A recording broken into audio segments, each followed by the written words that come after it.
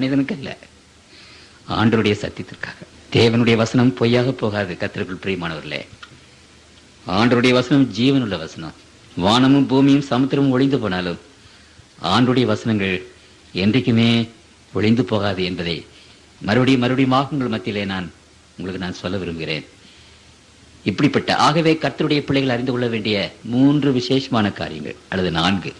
1, தசமபாகம் என்பது கடவுளுடையது, அது நம்முடையதல்ல. அது தொடாதீங்க, டோன்ட் டச் இட்.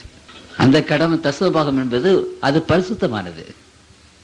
கர்த்தருக்குள் பிரியமானவர்களே, பரிசுத்தமானதை நம்ம கையை போடக்கூடாது. அது கடவுளுக்குரியது, அது பரிசுத்தமானது. பரிசுத்தமான அந்த காரியத்தை நாம் எடுத்து தப்பிதமாக உபயோகிக்கும் போது ஆண்டவர் சொல்கிறதை நான் உங்களுக்கு வாசிக்க விரும்புகிறேன். அது நமக்கு ஒரு சாபமாக மாறி போய்விடுகிறது. மல்கியா 3ஆம் அதிகாரம் 8வது வசனத்தில் நான் வாசிக்கிறேன். மனுஷன் தேவனை வஞ்சிக்கலாமா? நீங்களோ என்னை வஞ்சிக்கிறீர்கள். எதிலே உம்மை வஞ்சித்தோம் என்கிறீர்கள். தசம பாகத்திலும் காணிக்கையும் தானே. நீங்கள் சபிக்கப்பட்டவர்கள், ஜனத்தாராகிய நீங்கள் எல்லாரும் என்னை வஞ்சித்தீர்கள். பாருங்க, தசம பாகத்தை நம்ம பிடிக்கும் போது, ஆண்டவர் இடத்துல கொடுக்காத போது வஞ்சித்தீர்கள் என்று ஆண்டவர் சொல்கிறார்.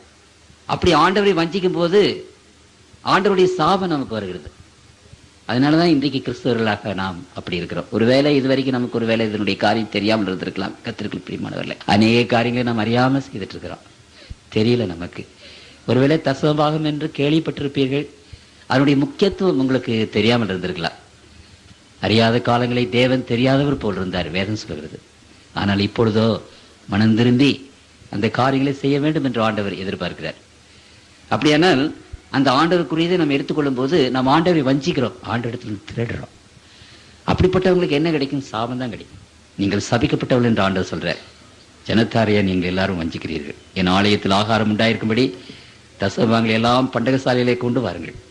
அப்பொழுது நான் வானத்தின் பலகணிகளை திறந்த இடங்கொள்ளாமல் போக மட்டும் உங்கள் மேல் ஆசீர்வாதத்தை வர்ஷிக்க பண்ண மாட்டார் என்று அதனால் என்னை சோதித்து பாருங்கள் என்று சேனைகளின் கர்த்தர் சொல்கிறார். கர்த்தருக்குள் பிரியமானவர்களே, இந்த காரியத்தை உங்கள் முன்பாக நான் வைக்க விரும்புகிறேன். இந்த உலகத்தின் பல்வேறு பகுதிகளே, விசேஷமாக நம்முடைய நாடுகளிலே நான் இந்த பிரசங்கத்தை செய்யும் போது அவர்களுக்கு முன்பாக ஒரு அறைகோலை விடுத்தேன். கர்த்தருடைய பிள்ளைகளாகி நீங்கள் எப்படிப்பட்ட சூழ்நிலை இருந்தாலும், உங்களுக்கு என்ன வரும்படி வந்தாலும், கடனோ கஞ்சி குடிக்கிறோமோ அதை பற்றி கவலை இல்லை. ஆண்டவருடைய வார்த்தைக்கு மதிப்பு கொடுங்க, ஆண்டவருடைய வசனத்துக்கு செய்து கொடுங்க. இந்த தசமபாகத்தை உண்மை முத்தமாக, இந்த தசமபாகம் என்று சொல்லும்போது அதில் ஆண்டவர் கொடுக்கும்போது ஆண்டவருக்கு எல்லாம் தெரியும். சும்மா 100 ரூபாய் தசமபாகம் வந்து 100 ரூபாய் மறுபடி வந்தது, 10 ரூபாய் தசமபாகம் 5 ரூபாய் கொண்டு வந்து கொடுக்கலாம் சபையில், ஐயரது சந்தோஷமாக வாங்கிக்கிடுவார். அவருக்கு தெரியாது, கடவுளுக்கு தெரியும். தசமபாகம் என்று சொல்லும்போது உண்மையும் உத்தமும் அதை கொண்டு வந்து ஆண்டவரிடத்திலே நாம் செலுத்தி விட்டால், கர்த்தருக்குள் பிரியமானவர்களே, அப்பொழுது ஆண்டவர் தம்முடைய பிள்ளைகளை எப்படி நடத்துகிறார் பாருங்க. 1 வருஷம் நீங்க உண்மையாக தசமபாகத்தை கொடுங்க.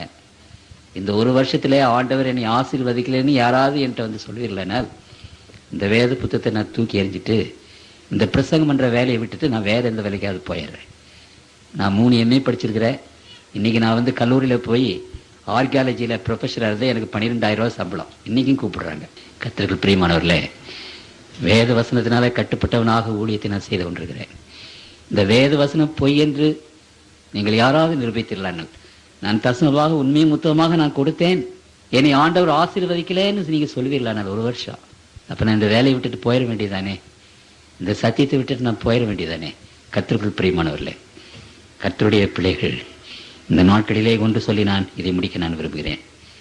மத்தேயு எழுதின சுவிசேஷம் 19வது அதிகாரத்திலே ஒரு விசேஷமான ஒரு காரியத்தை நான் வாசிக்க விரும்புகிறேன். மத்தேயு எழுதின சுவிசேஷம் 19ஆம் அதிகாரம். ஒரு வாலிபன் ஓடி வந்தார் ஆண்டவரை பார்த்து. 16வது வசனத்திலிருந்து வாசிக்கிறேன். நல்லா போதுகிறேன், நித்திய ஜீவனை அடைவதற்கு நான் என்ன நன்மையை செய்ய வேண்டும் என்று கேட்டார். அப்பொழுது ஆண்டவர் சொன்னார், நீ நல்லவன் என்று சொல்வானேன், தேவன் தவிர வேறு ஒருவரும் நல்லவன் இல்லையே. நீ ஜீவனில் பிரவேசிக்கிறோம்னால் கற்பனைகளை கைக்கொள் என்றார். கற்பனைகள் நிறைய இருக்குது, நிறைய கற்பனைகள். ஆசாரிய சட்டம் இருக்கிறது, லேவியருக்குரிய சட்டம் இருக்கிறது, தேவாலய சட்டம் இருக்கிறது, பலிமுறைக்குரிய சட்டம் இருக்கிறது. 13 சட்டங்கள் இருக்குது வேதத்தில். எல்லாருக்கும் நியாயப்பிரமாணம் தான் பேர்.